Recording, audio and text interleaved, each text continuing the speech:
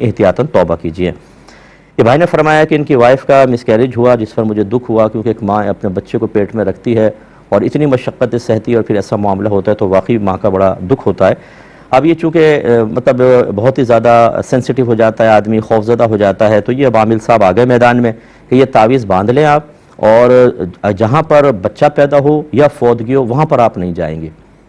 دیکھیں تعویذ وغیرہ پروٹیکشن کا باندھنا اس کو منع نہیں کرتا جبکہ وہ واقعی پاکیزہ کلمات پر مشتمل ہو اور اس کو مؤثر حقیقی نہ سمجھا جائے، بلکہ اصل فائل حقیقی مؤثر حقیقی اللہ تبارک و تعالی ہے۔ تو جیسے ہم میڈیکل کی میڈیسنس وغیرہ یوز کرتے ہیں بہت ساری، تو کوئی بھی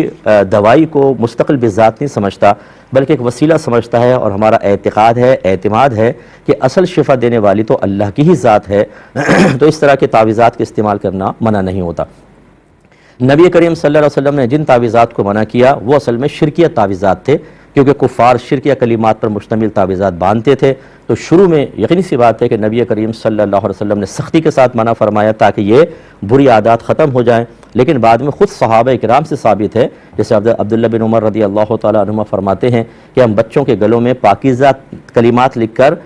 لٹکا دیا کرتے تھے، یعنی بطور تعویذ۔ اس پہ ہے بہت ساری اس پہ روایات، تو اس لیے خلاصہ کلام یہ ہے کہ تعویذ کی حد تک تو بالکل ٹھیک تھا، لیکن اس میں بھی اعتقاد اور اعتماد وہی ہونا چاہیے جیسے میں نے آپ کو کہا کہ اللہ تبارک و تعالی نے مخلوق کی پیدائش سے 50,000 سال پہلے ان کی تقدیریں لکھوا دی تھیں۔ اس پر آپ بلیو رکھیں، بچہ پیدا ہونا ہے تو ہونا ہے، کسی کا باپ نہیں روک سکتا، اور نہیں پیدا ہونا تو ایڑی چوٹی کا زور لگا دیں آپ۔ تعویذات کے سینکڑوں دنیا بھر کے عاملین کو بلا دیں جو دعائیں پڑھیں، پھونکے مارے، تعویذات دیں، اگر اللہ کا فیصلہ ازلی ہے کہ بچہ پیدا نہیں ہوگا تو نہیں ہوگا۔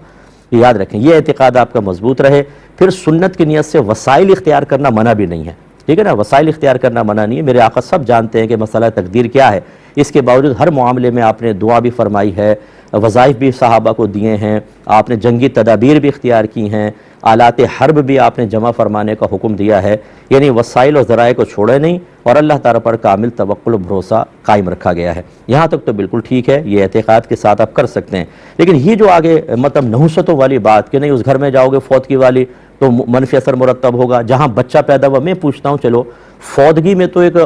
چھوٹی سی عقل رکھنے والا کہہ سکتا ہے یار فوت ہوئے شاید فوت ہی نہ ہو جائیں، جہاں بچہ پیدا ہوا ہے وہاں پر تو خوشگوانی ہونی چاہیے کہ بھئی بچہ پیدا ہوا ہے، جاؤ، اچھا ہے کہ ہو سکتا ہے تمہارے بھی بچہ پیدا ہو جائے۔ لیکن یہ احمقانہ قسم کی جو یہ آخری کی دو سجیشنز ہیں کہ ان جگہ پر نہ جاؤ، اور کیوں نہ جاؤ، یقینی سی بات ہے اس کا نتیجہ اور مال یہ ہے کہ ایک نحوست ہوگی جو تمہارے اوپر طاری ہوگی، اس سے بچہ ضائع ہو جائے گا۔ اور چونکہ آپ ابھی ڈرے ہوئے ہیں، سہمے ہوئے ہیں بہن بھی، تو ہم آنکھیں بند کر کے ان لوگوں کے پیچھے چلتے ہیں جو خلاف شرع ہمیں تعلیم دے رہے ہوتے ہیں، اس خوف کے ساتھ کہ کہیں ایسا نہ ہو کہ ہم ان کی بات نہ مانیں تو کچھ ہو جائے۔ یعنی اللہ پر اب بھروسہ نہیں ہے، اللہ تعالیٰ تو کر نہیں سکتا، یہ جو کہہ رہا ہے نا، یعنی معاذ اللہ ثم معاذ اللہ، میں نہیں کہہ رہا ہوں کہ سوچ ایسی ہے، لیکن یہ لگتا ایسا ہے کہ اب اللہ تعالیٰ کو تو وہ چھوڑ دو، پہلے بہت دعائیں مانگی، اب اس عامل کے انسٹرکشن پہ چلو، جائز و ناجائز یہ دلوائے گا بچہ، یہ کیسے دلوائے گا؟ یہ بیچارہ ابھی اس کو بند کر دو کمرے کے اندر، یہ کمرے سے باہر نہیں نکل سکتا اپنے موکلین کے ذریعے،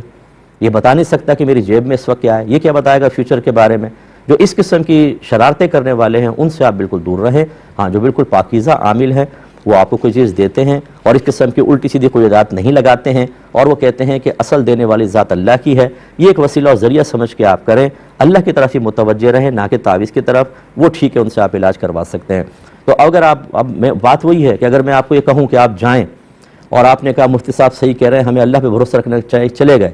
اور زوجہ کا پھر مس کیریج ہو گیا، تو مجھے یقین ہے کہ آپ کہیں گے عامل ٹھیک تھا، مفتی صاحب غلط تھے، حالانکہ میری جو تعلیم ہے بالکل قرآن و حدیث کے عین مطابق ہے۔ مصیبت یہ ہوتی ہے کہ جب ہم صحیح دین بیان کر رہے ہوتے ہیں تو ہم پہلے سے اتنے ہی ضعیف الاعتقاد ہو چکے ہوتے ہیں کہ ہمیں نہ اللہ کی بات سمجھ میں آتی ہے نہ رسول کی، ان جیسے خلاف شرع مشورے دینے والوں کی بات سمجھ میں آتی ہے۔ ہاں جو میرا بھائی بہن مضبوط اعتقاد والا ہے وہ ہماری بات پہ بھروسہ رکھے، یہ قرآن و حدیث کا نچوڑ آپ کو ذکر کر رہا ہوں، ورنہ آپ عامل سے جا کے معلوم کر لیں جس نے مشورہ دیا ہے، بتاؤ کہاں سے ثابت ہے کہ جہاں بچہ پیدا ہو وہاں ہم نہیں جا سکتے، یا جہاں فوتگی ہے وہاں پہ حاملہ عورت نہیں جا سکتی؟ قرآن حدیث سے ثابت کرو۔ اگر قیامت تک ثابت کر دے، میں اپنا پروگرام بند کر کے لپیٹ کے چلا جاؤں گا، فائدہ کوئی نہیں پھر میرا کرنے کا کہ مجھے یہی نہیں پتا۔ تو یہ سب کا سب بے وقوف بناتے ہیں، بدھو بناتے ہیں آپ کو، اور اس قسم کے لوگوں کی بات کر رہا ہوں، ہر عامل کی نہیں، ان کی طرف بالکل نہ جائیں، آپ کا اعتقاد ختم کر دیں گے، نہ آپ قرآن پہ بھروسہ کریں گے، نہ حدیث پہ کریں گے، نہ اللہ تعالیٰ پر اعتماد، نہ رسول کے دیے ہوئے وظائف پر، ان کے اوپر اعتماد قائم ہو جائے گا، اور یہ آہستہ آہستہ ہمارے ایمان کی موت ہو سکتی ہے۔ امید ہے کہ آپ اس پہ عمل کریں گے، اور اگر کوئی عامل صاحب سن رہے ہوں تو مجھ پہ غصہ کرنے کی حاجت نہیں ہے، آپ اپنی اصلاح کیجئے، اچھے انداز سے آپ لوگوں کی مدد کریں، ان کو سہارا دیں۔ آدمی ٹینشن میں ہوتا ہے، اس کو ٹینشن کو ریلیز کرنے کے لیے آپ وظیفہ دیں، یہ اچھی چیز ہے، بہت اچھا آپ کو ثواب ملے گا۔ لیکن اس قسم کی فضول قسم کی قیودات لگا کر لوگوں کے دل میں بیجا خوف پیدا کر کے اپنی دھاک بٹھانے کی کوشش کرنا، یہ خود آپ کی آخرت کے لیے انتہائی نقصان کا باعث ہے۔ آپ کو وہاں ذلت، رسوائی اور شرمندگی کا سامنا کرنا پڑے گا۔ یہ کوئی آپ اچھا کام نہیں کر رہے۔ لوگوں کے اعتقاد کو کمزور کر کے ان کو اللہ رسول سے دور کرنا اگر آپ نیکی سمجھتے ہیں تو معاذ اللہ ثم معاذ اللہ پھر مرضی آپ کی جاری رکھیں، دیکھیں پھر آپ کا آگے کیا ہوتا ہے۔ ایک انہوں نے پوچھا کہ